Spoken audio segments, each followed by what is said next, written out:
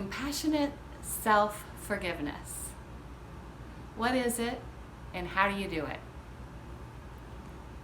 I work with so many of my clients who want to understand how to live more compassionately with themselves and forgive so many judgments that they've placed on themselves throughout their lifetime. I recently did a lunch and learn. I facilitated this compassionate self-forgiveness, and it was so widely received that I want to share it. I want to get it out there. It was something that I learned when I went through the spiritual psychology master's program at University of Santa Monica. Ron and Mary Holnick, they're both doctors, and they are spiritual psychologists.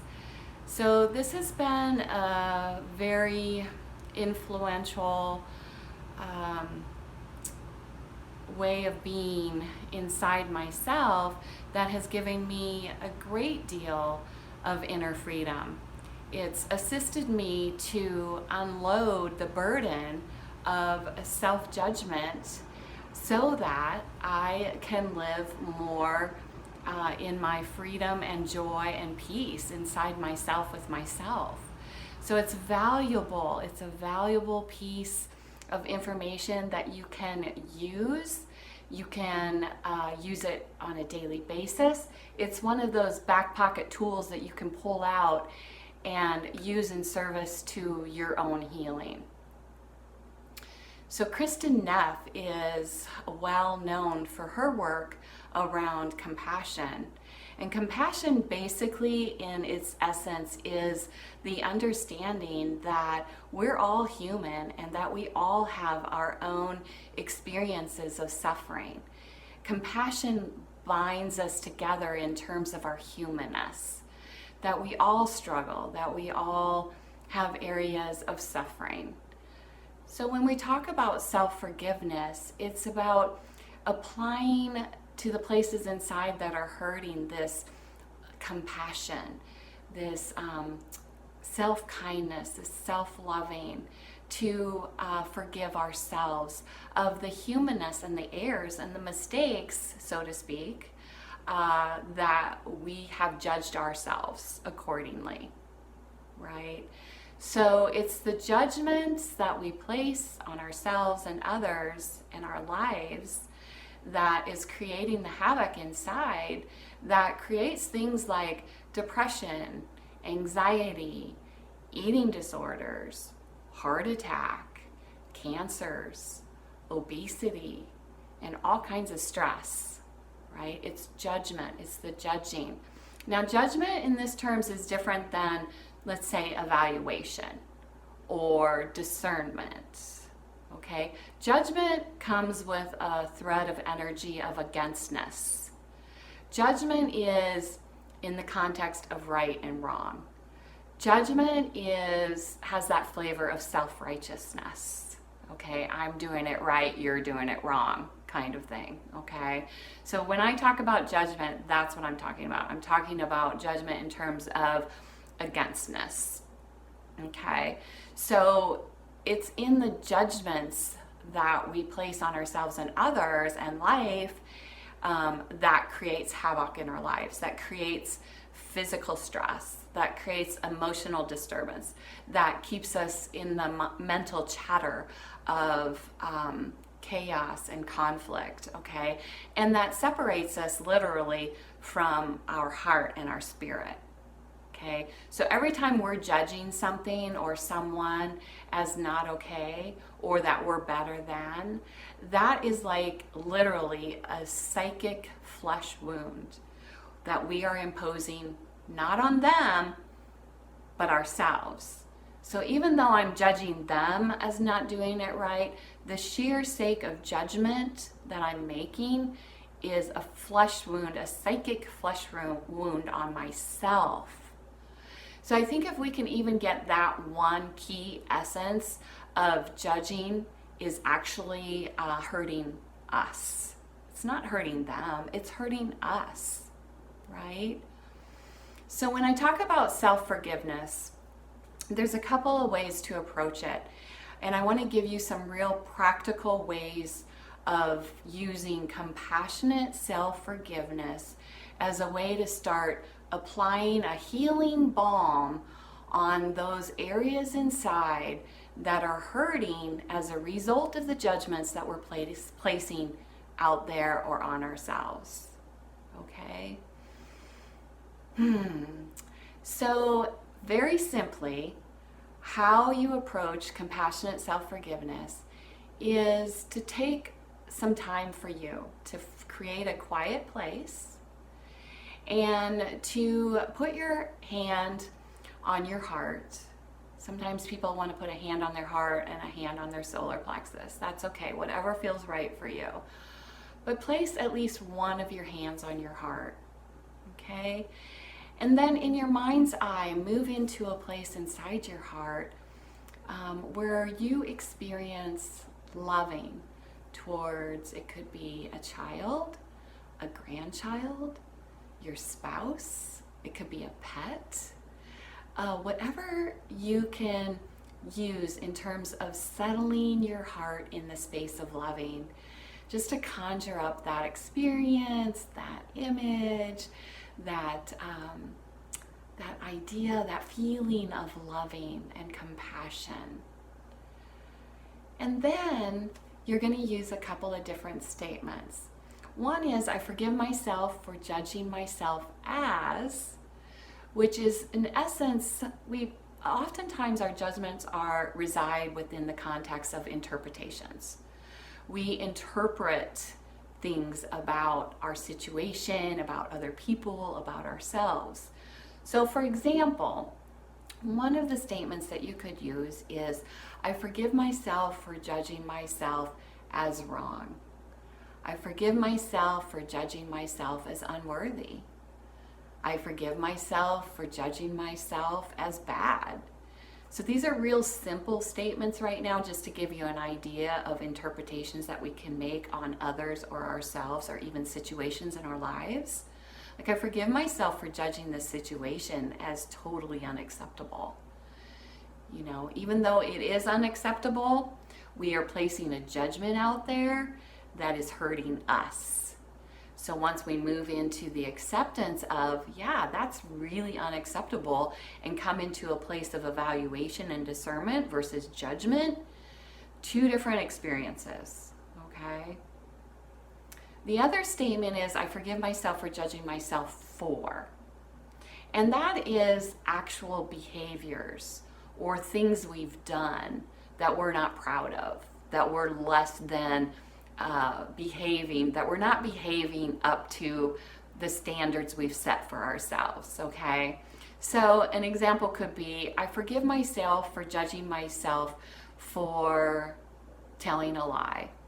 Like, I just lied about this. I forgive myself for judging myself for lying. I forgive myself for judging myself for not being more honest. I forgive myself for judging myself for stealing that pen from work. Or I forgive myself for judging myself for raising my voice. You know, those are judgments that we're placing on ourselves for doing something that is outside of our standards of how we want to behave.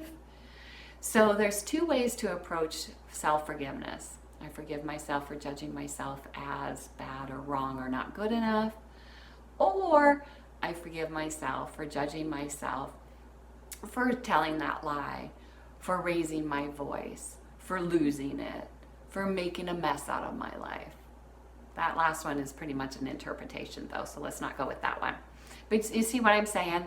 So each time that we give ourselves the space and time to sit in compassion with ourselves and preferably say out loud statements of forgiveness, that is in essence unloading a judgment one at a time. Okay, and it can feel like that. It's a process. Sometimes certain things can be lifted and cleared instantly. Other times it's a process. It's a day-to-day process of unhooking ourselves from the judgments that we place either out there or inside.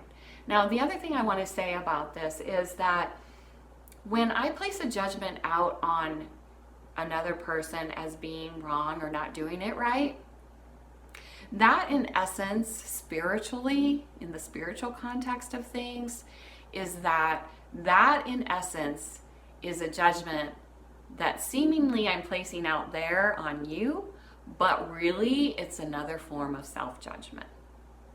Okay? So every time I notice myself of judging out there, I can use that opportunity to place that judgment in the light, and I forgive myself for judging. I can start with for judging them as not right or doing it wrong, but ultimately it's I forgive myself for judging myself as not doing it right or doing it wrong. So in the spiritual psychology context of things, you are me. So if life is lived internally, out here is a reflection of the life I'm living inside.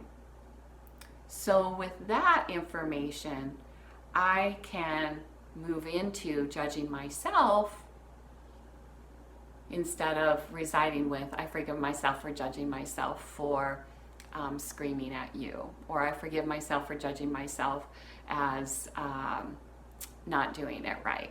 So whenever I'm judging you as not doing it right, I can go right to, I forgive myself for judging myself as not doing it right. I hope that makes sense. So we're actually looking at, like, out here is mirroring what's going on in here, okay? So if I see a misdeed, let's say, or something that's happening outside of the standards I've set, okay, for you and for me, if I see something that's not okay within the context of my standards that I've set up, then that reflection, that mirror, it's mirroring back to me, my own consciousness and those areas that are needing healing, okay? So whatever we send out, it comes back. Whatever we see out here is ours to own and to heal and to apply compassion to those areas of judgment. Okay, and so in that process, in that process, we start unburdening our heart, unburdening us physically, emotionally, mentally. We're laying down the burdens of the judgments that have weighed us down, sometimes for lifetimes, right?